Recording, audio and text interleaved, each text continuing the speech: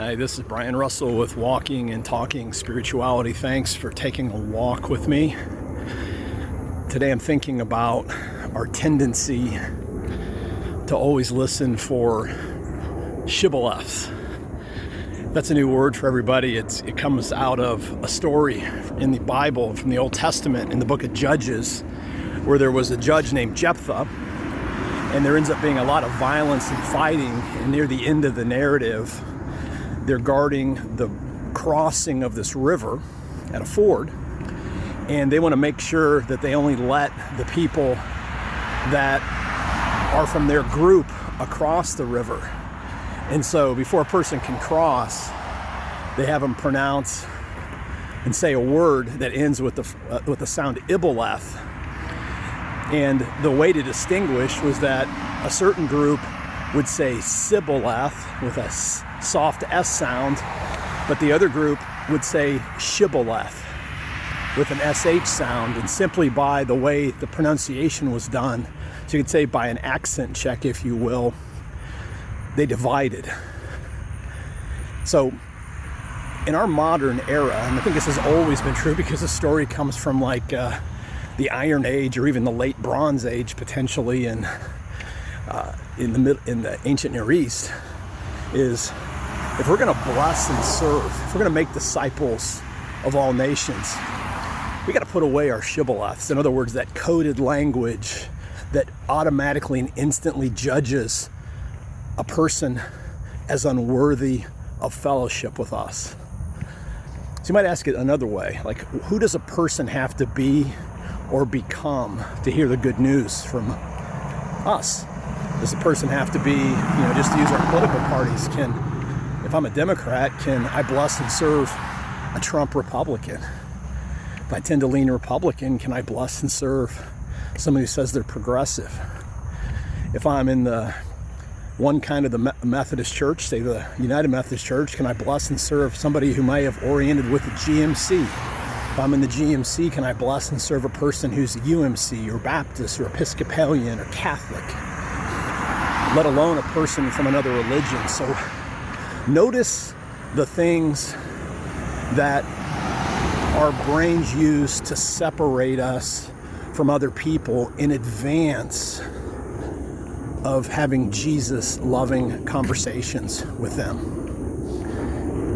So how can we change that mindset to get over the shibboleth stuff? Well, as I've gotten older,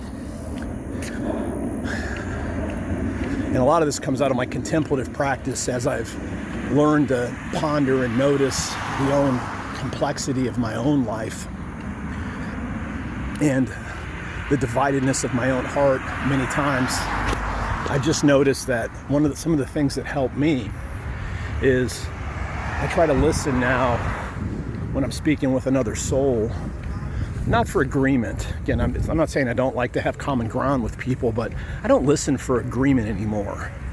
I listen for insight. I want to learn. When someone speaks, and obviously coming from a radically different perspective than my own, when I feel that judge and that need to separate or to stake out myself apart from that person, I immediately shut it down and just get super curious. And I just ask myself, what can I learn here? What can I learn here? And then I look at that other soul. Because remember, that's what we're always doing. We're serving souls, friends.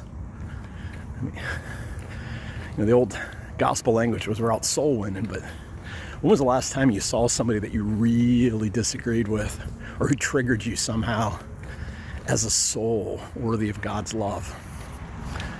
Ponder that. Look the person in the face, and I picture them as that soul created by God. And then over this last year, God's given me this new insight. I don't only see the other person as a soul, I then somehow am able in my mind's eye to imagine 10,000 other souls standing right behind that person who's right in front of me, that person will have the privilege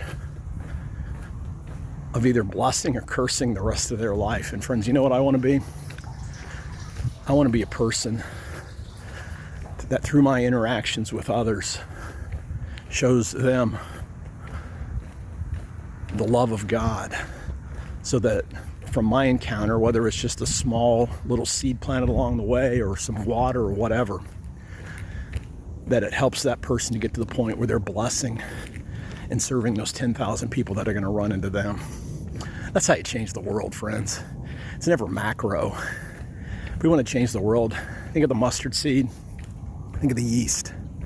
It's not macro. The gospel's always been micro. The gospel comes to us, to me, on its way to the next person. So who does a person have to be to experience the love of God from you, from your community? Until next time, live by faith, be known by love, and be a voice of hope to others.